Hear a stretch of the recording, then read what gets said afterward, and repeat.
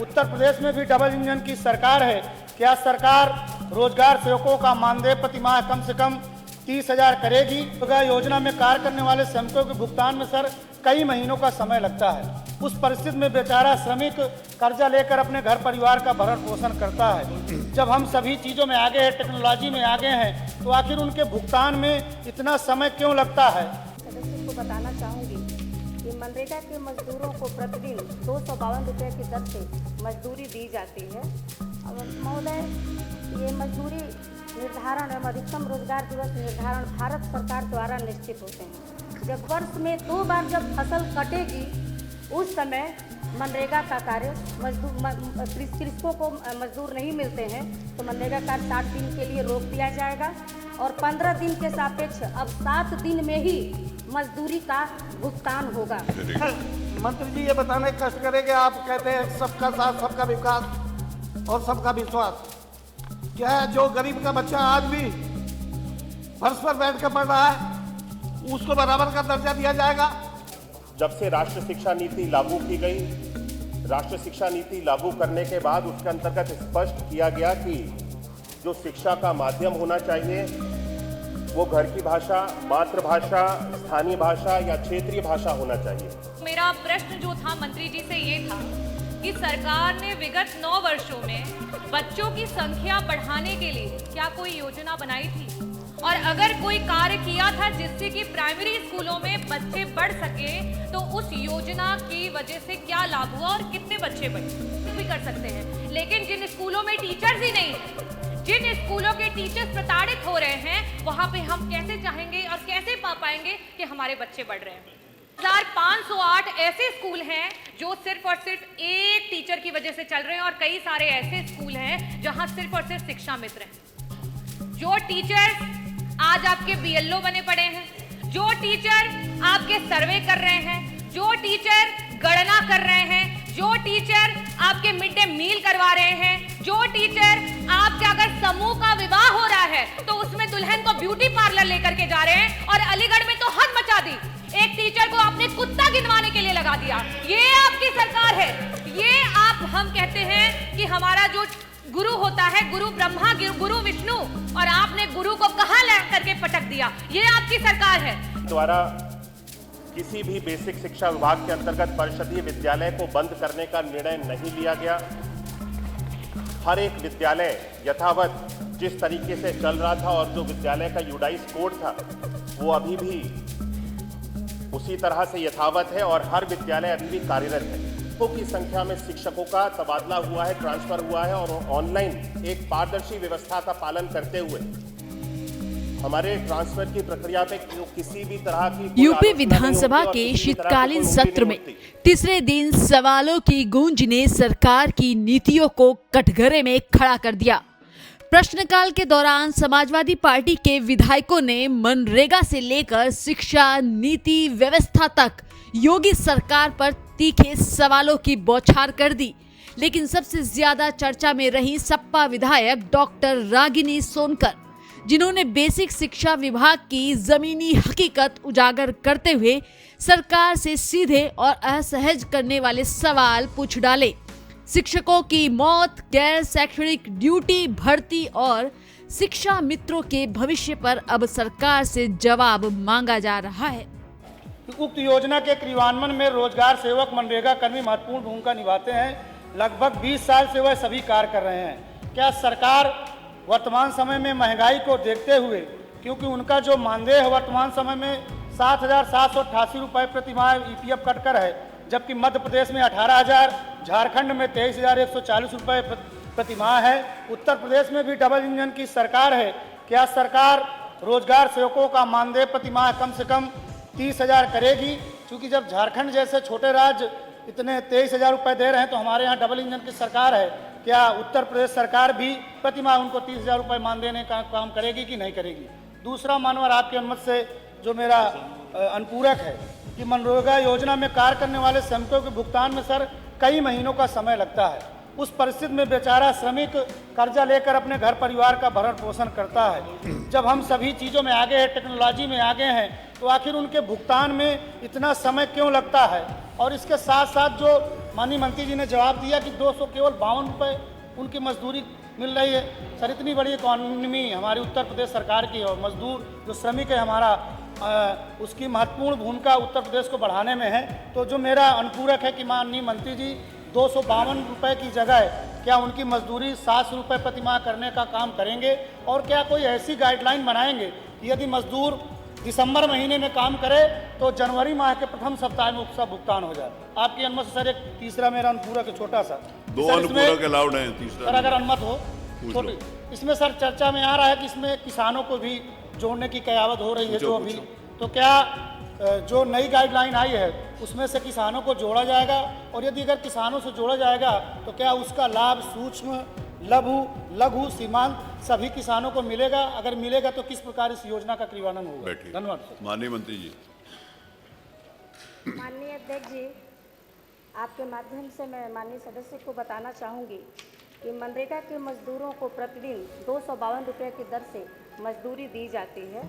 अब महोदय, ये मजदूरी निर्धारण एवं अधिकतम रोजगार दिवस निर्धारण भारत सरकार द्वारा निश्चित होते हैं। जब भारत सरकार बदलाव करेगी तो राज्य सरकार स्वतः ही बदलाव कर देगी। माननीय सदस्य ने पूछा कि इसका नाम बदल दिया गया और इसकी तमाम चीज़ें बताएं। माननीय अध्यक्ष जी, 2 अक्टूबर 2009 से पहले ये नरेगा था, फिर जब चुनाव आया तो याद आया कि इसमें महात्मा गांधी जोड़ दिया जाए, उसके बाद ये मनरेगा हो गया। अब इसमें जो नाम की बात है तो ये BBG राम जी नाम की बात नहीं है, ये विकसित भारत गारंटी फॉर रोजगार एंड आजीविका मिशन ग्रामीण है। नाम वाला पूछा नहीं है, जो महोदय वो वाला नया पूछा वो बताइए। 100 दिन से बढ़ाकर हमारी इस नई ये बताइए। उसमें 125 दिन की गारंटी हो गई है और विकसित भारत से इसे जोड़ा जाएगा। अब वर्ष में 2 बार जब फसल कटेगी उस समय मनरेगा का कार्य कृषकों को मजदूर नहीं मिलते हैं तो मनरेगा का 60 दिन के लिए रोक दिया जाएगा और 15 दिन के सापेक्ष अब 7 दिन में ही मजदूरी का भुगतान होगा। अब ग्रामीणों का पूरा फोकस रहेगा। ग्राम सभा से प्रस्ताव मांगकर ही कार्य कराया जाएगा। अब ग्रामों को 3 श्रेणियों में बांट के कराया जाएगा। ABC जो सबसे पिछड़े गांव हैं उनको पहले कराया जाएगा और जो मध्य में हैं उनको उसके बाद जो शहर से सटे हुए हैं उनके बाद। ये बिल से रोजगार संख्या बढ़ेगी और ग्रामीणों के जीवन का स्तर पहले से अधिक सुधार होगा और भारत जल्द विकसित राष्ट्र बनेगा। विकसित भारत के लिए विकसित गांव का संकल्प जरूरी है। हमारा विकसित गांव होगा तभी हमारा भारत विकसित होगा। मेरा प्रश्न जो था शिक्षा विभाग के पिछले किए हुए कृत्यों से जुड़ा हुआ था, क्योंकि अभी कुछ दिन पहले ये देखा गया कि विभाग के द्वारा कई सारे प्राइमरी स्कूलों को बंद किया गया मर्जर के नाम पर, और जब उसका कारण पूछा गया तो ये बताया गया कि उन स्कूलों में जो है बच्चों की संख्या कम है। तो मेरा प्रश्न जो था मंत्री जी से ये था कि सरकार ने विगत 9 वर्षों में बच्चों की संख्या बढ़ाने के लिए क्या कोई योजना बनाई थी, और अगर कोई कार्य किया था जिससे कि प्राइमरी स्कूलों में बच्चे बढ़ सके तो उस योजना की वजह से क्या लाभ हुआ और कितने बच्चे बढ़े?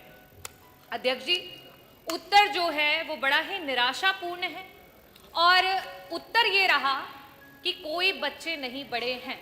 और योजना का क्योंकि मंत्री जी ने जिक्र नहीं किया, इसका मतलब कि सरकार ने कोई योजना बनाई ही नहीं कि सरकारी स्कूलों में जहां गरीब के बच्चे पढ़ते हैं, जहां पीडीए के बच्चे पढ़ते हैं, वहां उनको अच्छी शिक्षा दी जा सके। किसी भी स्कूल में अगर आप बच्चों को की संख्या को बढ़ाना चाहते हो तो वहां सर्वप्रथम सबसे जरूरी है वहां के पर्याप्त शिक्षक, वहां पे शिक्षकों की संख्या जो है वो पर्याप्त होनी चाहिए। दूसरी जो सबसे जरूरी चीज है वो है शिक्षक और साथ ही साथ जो बच्चे वहां पढ़ रहे हैं उनकी शारीरिक और मानसिक दुरुस्ती। और लास्ट में जो मंत्री जी कायाकल्प की बात कर रहे थे, खैर वो तो काया और कल्प सभी धरातल पर देख सकते हैं, जो कि है बेसिक इंफ्रास्ट्रक्चर। खैर एक बात को, बेसिक इंफ्रास्ट्रक्चर को कॉम्प्रोमाइज भी कर सकते हैं, लेकिन जिन स्कूलों में टीचर्स ही नहीं हैं, जिन स्कूलों के टीचर्स प्रताड़ित हो रहे हैं, वहां पे हम कैसे चाहेंगे और कैसे पा पाएंगे कि हमारे बच्चे बढ़ रहे हैं। मेरा पहला प्रश्न जो है मंत्री जी से ये है कि आज 9,508 ऐसे स्कूल हैं जो सिर्फ और सिर्फ एक टीचर की वजह से चल रहे हैं और कई सारे ऐसे स्कूल हैं जहां सिर्फ और सिर्फ शिक्षा मित्र हैं। ऐसी स्थिति में क्या सरकार शिक्षक भर्ती को और देरी ना करते हुए, क्योंकि 2 लाख से भी ज्यादा टीचर्स की आज सरकार की कमी है, उसको पूरा करने के लिए जल्द से जल्द शिक्षक भर्ती लाएगी और लाएगी तो कब? और साथ ही साथ जो हमारे शिक्षा मित्र उतना ही काम कर रहे हैं और उनके पास जो है टेट क्वालिफाइड है, उनका समायोजन करने या उनका मानदेय जो है उसको बढ़ाने के लिए सरकार कब विचार करेगी? मेरा दूसरा प्रश्न मंत्री जी से ये है, क्योंकि मैंने मानसिक और शारीरिक दोनों की दुरुस्तता की बात की।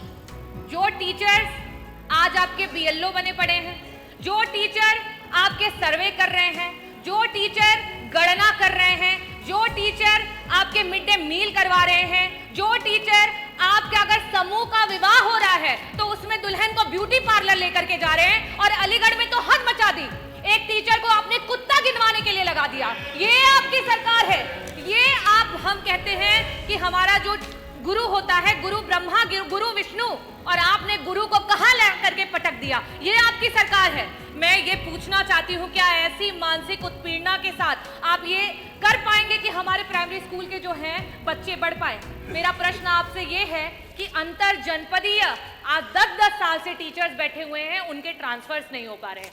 ऐसी स्थिति में क्या सरकार, जो हमारे टीचर्स हैं 1,86,000 ऐसे टीचर्स हैं जो कि टेट के बिना ही उनको नौकरियां मिली, आज उनके ऊपर टेट की मार आ गई है। क्या सरकार उस टेट से उनको मुक्ति दिलाएगी? क्या सरकार अंतर जो आपके जनपदीय ट्रांसफर्स है उनकी बात करेगी? और जिस तरीके के व्यवहार को सरकार टीचर्स के साथ कर रही है, क्या उस पर रोक लगाएगी? और साथ ही साथ 35 टीचर और शिक्षा मित्र जो हैं वो मौत की घाट उतर गए। बीएलओ के रूप में वो काम कर रहे थे और उन्होंने आत्महत्या कर ली। इन लोगों के लिए क्या सरकार उनके परिवारों में एक सरकारी नौकरी और साथ ही साथ मुआवजा देने का काम करेगी? मैं बस इन 3 प्रश्नों के स्पष्ट उत्तर चाहूंगी कि सरकार अवश्य दे। बहुत बहुत धन्यवाद अध्यक्ष। माननीय मंत्री जवाब।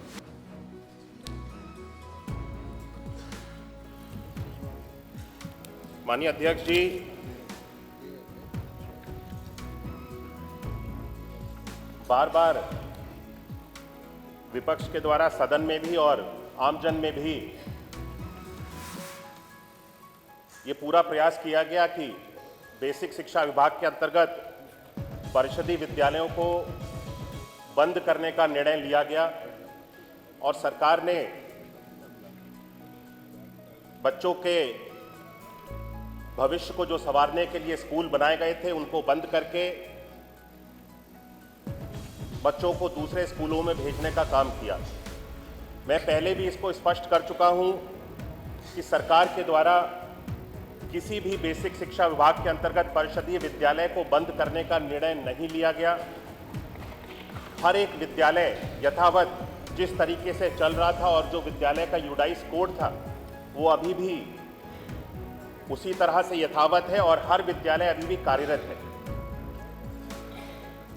जो व्यवस्था बनाई गई थी मर्जर की, उस संबंध में मैंने पूरे सदन को अवगत कराया था कि 50 से कम संख्या वाले जो विद्यालय थे जहां पे बच्चों की संख्या 50 से कम थी, 1 किलोमीटर की अवधि प्राइमरी के लिए और अपर प्राइमरी के लिए 3 किलोमीटर की अवधि जो कि निर्धारित है आरटी के अंतर्गत, उसका पालन करते हुए जो विद्यालय 1 किलोमीटर के अंतर्गत था उस विद्यालय में बच्चों को मर्ज किया और उसका परिणाम स्वरूप ये हुआ कि एक विद्यालय में जो छात्रों की संख्या थी वो बढ़ गई और शिक्षकों की भी जो संख्या थी वो जब विद्यालय में अधिक हो जाएगी और छात्र भी अधिक होंगे तो ये स्वाभाविक है कि जो पठन पाठन का कार्य विद्यालय के अंतर्गत होगा वो बेहतर होगा। बच्चे ग्रुप लर्निंग, पीयर लर्निंग के माध्यम से अच्छी शिक्षा को ग्रहण करेंगे।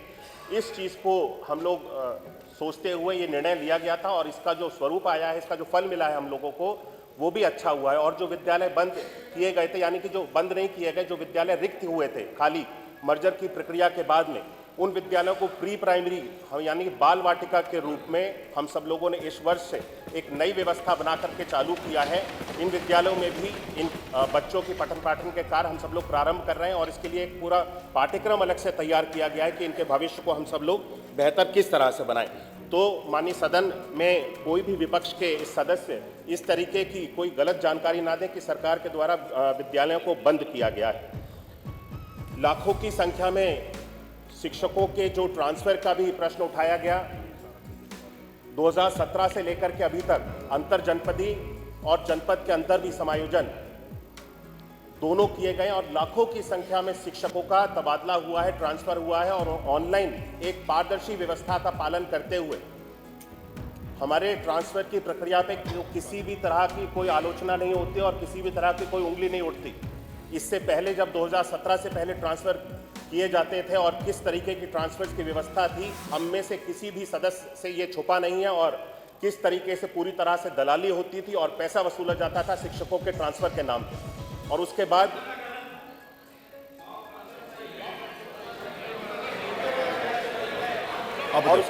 भी उस शिक्षक को ये कंफर्म नहीं होता था कि मेरे पैसे चले जाने के बाद में भी मुझे मेरा मनचाहा ट्रांसफर मिल जाएगा या नहीं मिल जाएगा। एक बार पैसे चले गए तो वो पैसे भी उस शिक्षक के बर्बाद हो जाते थे। आज इस व्यवस्था को पूरी तरह से पारदर्शी बनाया गया है। एक भी शिक्षक से ट्रांसफर के नाम पे एक भी रुपए की वसूली प्रदेश भर में कहीं पर भी नहीं होती है। एक पारदर्शी व्यवस्था है जिसके अंतर्गत शिक्षक अप्लाई करते हैं और पॉलिसी बनाई जाती है प्रतिवर्ष और उस पॉलिसी का पालन करते हुए जो शिक्षक उस पॉलिसी के अंतर्गत आते हैं हर एक शिक्षक को उसके मनचाहे स्थान पर ट्रांसफर दे दिया जाता है। और म्यूचुअल ट्रांसफर की व्यवस्था भी हमने बनाई है जो प्रतिवर्ष हर वर्ष होती है। यानी कोई भी शिक्षक अगर म्यूचुअली एक दूसरे के स्थान पे अंतर जनपद या जनपद के अंदर जाना चाहता है वो पोर्टल के माध्यम से अप्लाई करके OTP शेयर करके उसकी एक पूरी व्यवस्था बनाई गई है। एक दूसरे के स्थान पे जा सकते हैं। मुझे लगता है कि शिक्षकों के हित के लिए हमने जितने भी निर्णय लिए हैं वो शिक्षकों के भविष्य को और शिक्षक जिस तरीके से अपनी सेवाएं दे रहे हैं हमारे विभाग के अंतर्गत उनको प्रोत्साहित करने के लिए सरकार ने हर एक उचित कदम उठाया है। जहाँ तक विपक्ष ने प्रश्न उठाया शिक्षकों के स्वास्थ्य के संबंध में, हम सब अपने शिक्षकों के स्वास्थ्य के लिए भी हम सब लोग बहुत ज़्यादा चिंतित रहते हैं और इसीलिए जो शिक्षकों की बहुत लंबे समय से मांग चल रही थी कि उनको कैशलेस स्वास्थ्य का बीमा उपलब्ध कराया जाए, माननीय मुख्यमंत्री जी के द्वारा इस शिक्षक दिवस के अवसर पे इसकी घोषणा भी की गई कि उत्तर प्रदेश के अंतर्गत जितने भी हमारे शिक्षक हैं, शिक्षा मित्र हैं, सभी लोगों को कैशलेस चिकित्सा की सुविधा उपलब्ध कराई जाएगी जिससे कि उनके भविष्य को और आने वाले समय में भी किसी भी तरह की अगर उनको कठिनाई आती है स्वास्थ्य से संबंधित तो उसके ख्याल रखने के लिए भी सरकार उनके साथ में खड़ी हुई है। उत्तर प्रदेश में शिक्षा के गिरते हुए स्तर का भी माननीय सदस्य ने जिक्र किया। वे शायद ये भूल गए कि गिरता हुआ स्तर उत्तर प्रदेश में शिक्षक का 2017 से पहले हुआ करता था, जहां पे बच्चों की पठन पाठन के लिए किसी भी तरह की कोई निगरानी नहीं होती थी, कोई व्यवस्था नहीं होती थी और किसी भी तरह की कोई मॉनिटरिंग के लिए कोई पोर्टल या ऐप किसी भी तरह का कोई निर्माण नहीं किया गया था।